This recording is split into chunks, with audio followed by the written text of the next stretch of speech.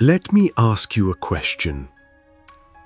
If the person you love most walked through the door tonight, completely exhausted for sacrificing everything for you, would they be proud of the life you're living right now? Before we begin, take a moment to like this video, subscribe to The Journey Within, and share it with someone who needs this message. Because this isn't just a story about success. It's a story about a promise made by a broken 15-year-old boy at 3 a.m.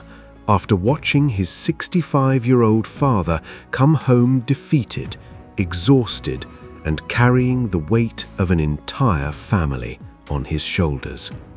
And it's a story that proves one powerful truth. Motivation may start the journey, but purpose is what changes a life. This is the story of Daniel. It was 3:17 in the morning. The room was dark except for the blue light coming from a television screen. Daniel sat on the edge of his bed wearing a headset. His eyes were red. Energy drink cans stood beside him. His schoolbooks remained untouched on a desk nearby. His alarm would ring in less than 3 hours, but he didn't care. Just one more game. That was always the excuse. One more game, one more match, one more night. Then he heard it. The front door slowly opened. Daniel paused the game. The sound echoed through the house. A few seconds later, heavy footsteps followed. Slow footsteps, tired footsteps. The kind of footsteps that belong to someone carrying more weight than their body should ever have to carry.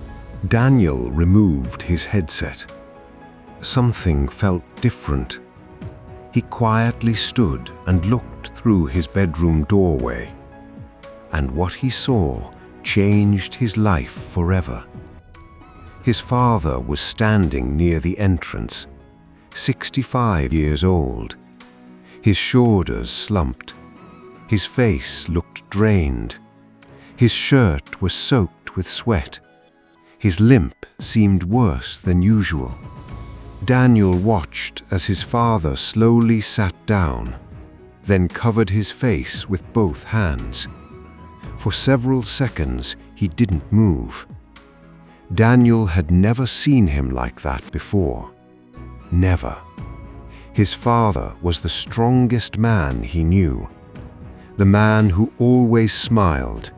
The man who always said everything would be okay.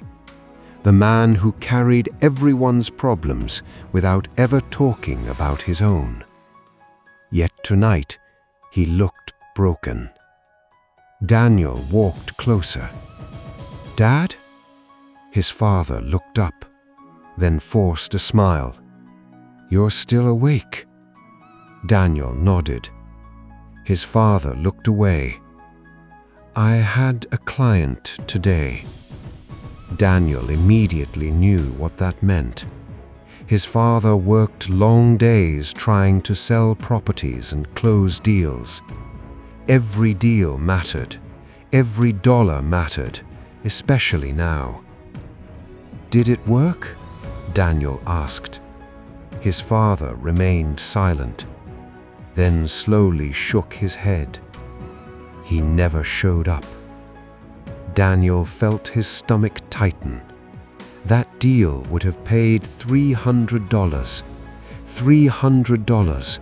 Enough to buy groceries, enough to help pay bills, enough to give his father some relief.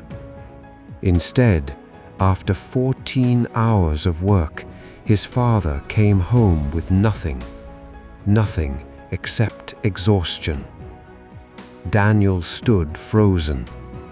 Because in one room, a 65-year-old man was fighting to keep his family alive, and in another room, a 15-year-old boy had spent the entire night playing video games. For the first time, gaming wasn't fun anymore. For the first time, the controller felt heavy. For the first time, Daniel felt ashamed. And something inside him broke. Not the kind of breaking that destroys a person, the kind of breaking that changes one. That night, Daniel couldn't sleep. He stared at the ceiling, thinking. His father should have been retired. Most men his age were resting, enjoying life, spending time with family. Yet his father was still working every day, still struggling, still sacrificing. And suddenly, Daniel asked himself a question. What am I doing? Not what game am I playing, not what level am I on. What am I doing with my life? The answer hurt, because deep inside he already knew. He was escaping. School was painful. Bullies mocked him every day. His confidence was gone. His father was constantly in and out of hospitals. Money was always a problem. Gaming became his hiding place, a place where he could forget reality. But that night, reality finally found him. And before the sun rose, Daniel made a promise nobody heard, a promise nobody applauded, a promise made entirely in silence. I will become the man my father needs me to be. The next morning, the alarm rang at 5 o'clock. His body begged him to stay in bed. His eyes burned. His muscles felt heavy. His mind whispered, "Just sleep." For a moment, he almost listened. Then he remembered his father sitting in that chair, and he got up. That was day one. It wasn't heroic. It wasn't exciting. Nobody noticed. But it was the first step. The first few weeks were horrible. Daniel failed constantly. Some nights he still played games. Some mornings he overslept. Some days he skipped studying. He would get angry at himself. Sometimes he cried. Sometimes he wanted to quit. Sometimes he wondered if changing was even possible. But every time he felt like giving up, he remembered that doorway. 3:17 a.m., his exhausted father. And he kept going. School didn't suddenly become easier. The bullies didn't suddenly disappear. In fact, things got worse. They laughed at him, mocked his clothes, mocked his family, mocked his dreams. One afternoon he came home and locked himself in the bathroom and cried. He felt weak, alone, broken. He stared at his reflection. Then he remembered something. Nobody was coming to save him. Nobody. Not his teachers, not his classmates, not life. If his future was going to change, he would have to change it himself. A few months later, Daniel got a small part-time job. The pay was terrible. The work was exhausting. He cleaned tables, moved boxes, stacked shelves. Customers yelled at him. Managers criticized him. His feet hurt. His back hurt. His friends spent weekends having fun while he worked. Some nights he returned home so tired he could barely stand. And yet he continued, because now he had purpose. Then another setback came. His father ended up in the hospital again. Daniel sat beside the hospital bed, listening to the machines, watching his father sleep. The man looked smaller somehow, older, more fragile. For the first time, Daniel felt fear, real fear. What if he lost him? What if he ran out of time? That night in the hospital, Daniel made another promise. I won't waste my life. From that day forward, he became obsessed with growth. While others slept, Daniel studied. While others scrolled social media, Daniel learned. While others complained, Daniel worked. Many nights he fell asleep on books. Many mornings he woke up exhausted. Sometimes he questioned everything. Sometimes progress felt invisible, but purpose kept him pulling forward. Years passed. Slowly, very slowly, things began changing. Daniel learned valuable skills. He earned his first $100 online, then his first 1,000, then his first 5,000. Each victory was small, but every victory mattered, because every victory proved something. His future was changing. Then came failure again. A business idea failed. He lost money. Months of effort disappeared. Daniel sat alone one night, staring at his empty account. The old Daniel would have escaped, played games, blamed life, given up. But not this Daniel. He remembered his father and started again. Failure became a teacher. Pain became fuel. Discipline became normal. And eventually, Daniel started a business. At first, it was tiny. Then it grew. Then it grew again. He hired employees, served customers, solved problems, worked harder than ever before.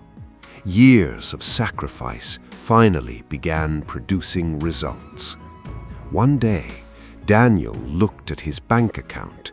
For the first time in his life, money wasn't a problem. Tears filled his eyes, not because he was rich, because he remembered where he started.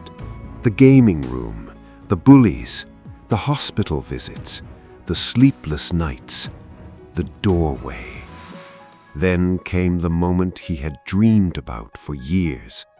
His father was now 73 years old, still trying to work, still refusing to rest, still carrying responsibilities he shouldn't have carried anymore. Daniel drove to see him, this time in a brand new car. His father smiled. "You've bought yourself a nice car." Daniel laughed. "It's not mine." His father looked confused. Daniel handed him the keys. The old man stared at them. "What is this?" Daniel smiled through tears. "It's yours." His father's eyes widened. "What?" "You heard me, Dad." The old man's hands started shaking. Daniel continued, "You spent your entire life taking care of me. You sacrificed everything. You worked when you should have been resting. You suffered when nobody saw." His voice cracked. Then he said the words he had waited years to say. "Dad, you don't have to work anymore." Silence. The old man simply stared at him. Tears rolled down his face. Daniel continued, "Every month, money will be deposited into your account. You'll never worry about bills again. You'll never worry about food again. You'll never have to chase another client. You'll never have to stand in that doorway exhausted again." His father began crying. Daniel began crying. Years of pain, years of sacrifice, years of struggle, all pouring out at once.